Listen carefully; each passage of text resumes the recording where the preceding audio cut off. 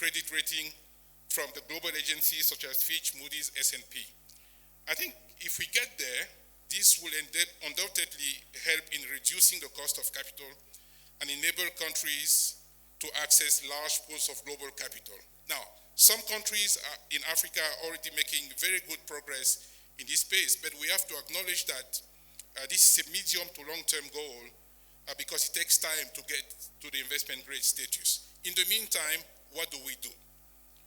We must cater for the growing infrastructure needs and make projects more affordable to people and businesses.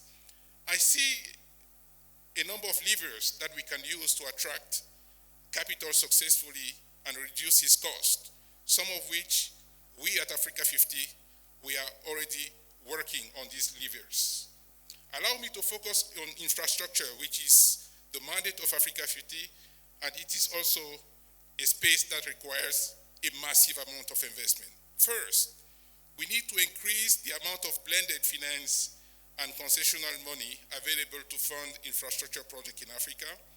We must get to the point where combining private capital with blended funds will reduce in lowering the average cost of capital, especially for projects with a high upfront cost of capital.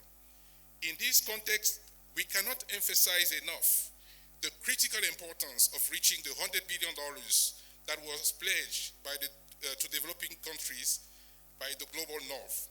I would argue that this target should even be increased to cater for the growing needs of the continent. Indeed, as the time passes, we see an acceleration of negative impact of climate change on Africa.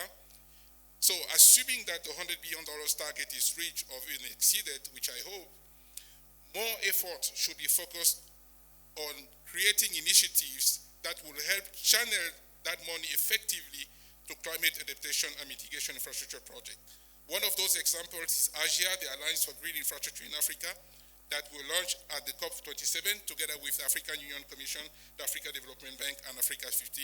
The goal is to raise $500 million of blended finance to develop projects and to catalyze $10 billion of private capital in green infrastructure.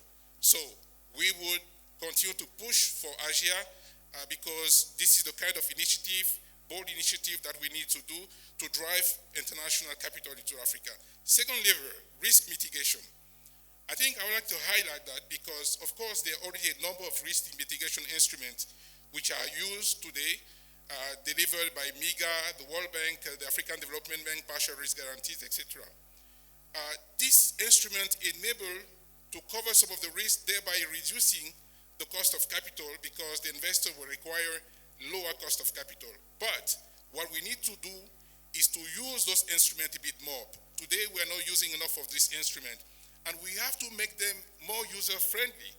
We have to make them deployable a bit more efficiently.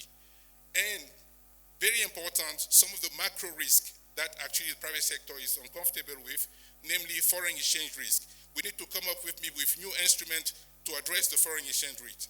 Now, the perceived risk is also, and President Ruto was mentioning that today, the perceived risk in Africa is higher than actual risk, and we need to make sure that we're able to work to reduce the perceived risk by talking about our success stories. Even here in Kenya, fantastic project that the Lake Turkana project, 310 megawatt wind project was done right here in Kenya. Fantastic example. We can talk about the 1.5 gigawatt solar farm in Egypt, Bemban, many other examples. Another example that I should mention is the transmission line PPP that Africa 50 is working on with the government of Kenya to bring power from the renewable rich regions to the demand centers. This will be the first of this kind in Africa, and this is the kind of project that we need to celebrate to reduce the perception, because a lot of things are happening. We have to acknowledge our challenges, but we have a lot of things, good things that are happening. I will conclude my remarks with two things. Well-prepared projects, well-developed projects attract lower cost of capital. So this is why project preparation and project development is so important. We must allocate more resources to project development and project preparation. At Africa 50, we have a dedicated project development fund. It's less than $100 million, so it's small. We need a lot more resources to project preparation and project development not only the financial resources, but also the skills and capabilities. And finally, we must mobilize domestic and regional capital. It's not enough to attract international capital. We need to continue to do so, but we need to tap our domestic and regional resources. The African Development Bank estimates that about $2 trillion of assets under management by African institutional investors. Just tapping a fraction of that could help actually make a difference. And this is what we are doing at Africa 50.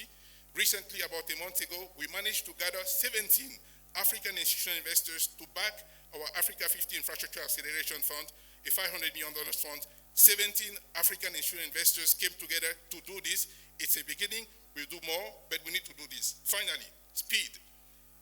We've talked about a number of levers. We say that we must attract international capital. This is all good, but one commitment that we should make, all of us, government, the private sector, DFIs, is to act faster. We should not be seeking for perfection. We should implement projects with a sense of urgency, because doing nothing or delaying projects costs money. So by speeding up implementation, we can build a better Africa, a more resilient and climate-friendly Africa.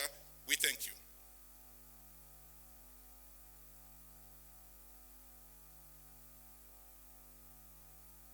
Absolutely.